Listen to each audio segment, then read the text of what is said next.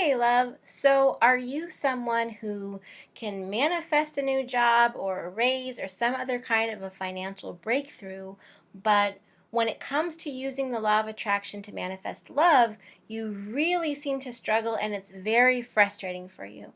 If that sounds like you, then this video is for you.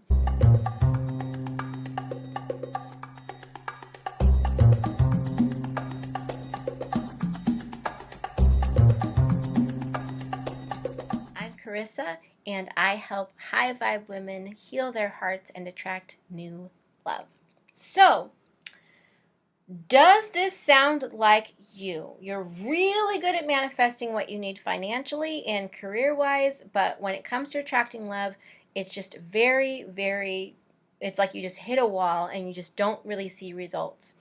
Um, you know, a lot of women can manifest really great money breakthroughs. I've had one of my clients, Wanda, she can get new jobs really easily. She's was able to manifest like 6 or 7 new jobs in within like about 10 weeks, I think it was, something like that, 10 or 12 weeks.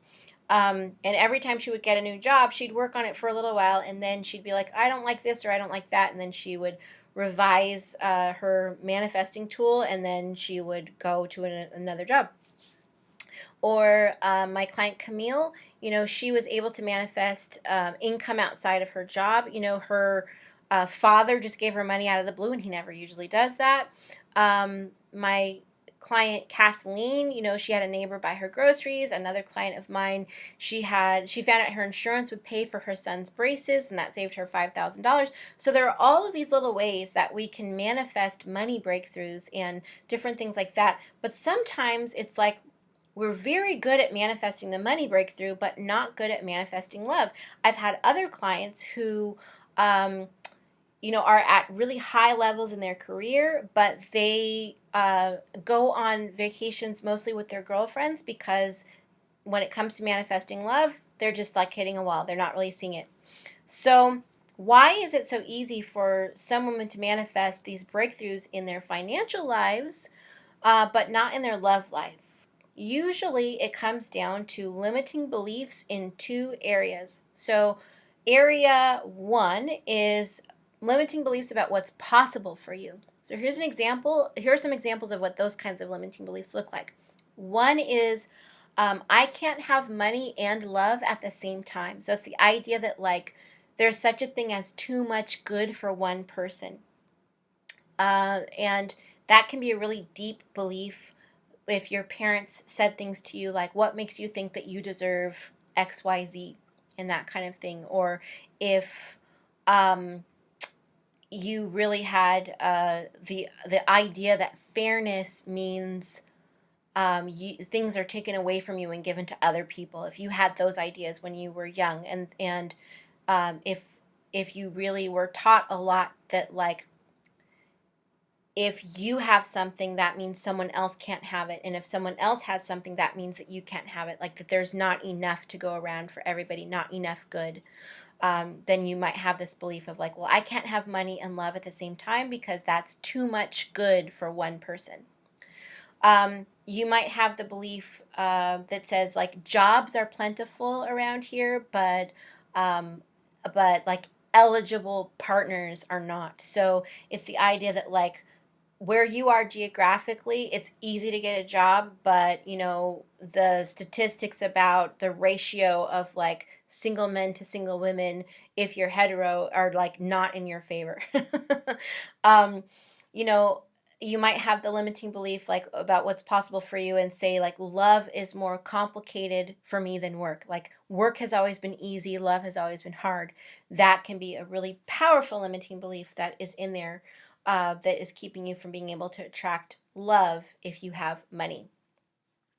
Another example of limiting belief in terms of what will happen if you do attract both love and money together is the belief like if I date and I attract a partner, it'll just be another person that I have to take care of financially, and I can't afford to do that right now. It can be I can't afford to do that financially. It can be like I can't afford the distraction it would be to have to take financial care of this person. It would take me away from climbing the ladder. And it can just seem like it's not an investment that's worth making right now. Another limiting belief about what will happen if you do have love and money together, it could be the idea that, like, if I'm successful, people will be intimidated by me and no one will want to date me. So that is a big one that you can, that sometimes you can have on a really, really deep level too. So you might be listening to these limiting beliefs and going, no, no, no, mine's not a limiting belief. Mine is a natural, intelligent response to a real situation that actually happened to me. So it's not just a limiting belief. It's not something that just needs to be cleared out. I hear you, love. Like, you're talking about a situation where someone actually abandoned you, and therefore you decided that you would take care of yourself and never ever depend on anyone ever again. And that is really, really common. And it seems like it's justified by the situation, but it's actually just going to keep creating and attracting more of the same thing, more of the same thing, more of the same thing. You're going to be waiting for someone to show up who you can trust to help take care of you. But because you have the belief that that person's not coming, they're not going to come. So you'll be waiting for someone that you don't really believe will ever come. And so even though it's not your fault that that belief was created, it's still your problem in that it's not, you didn't create it, but it will still be your responsibility to heal it if you want to receive a different outcome.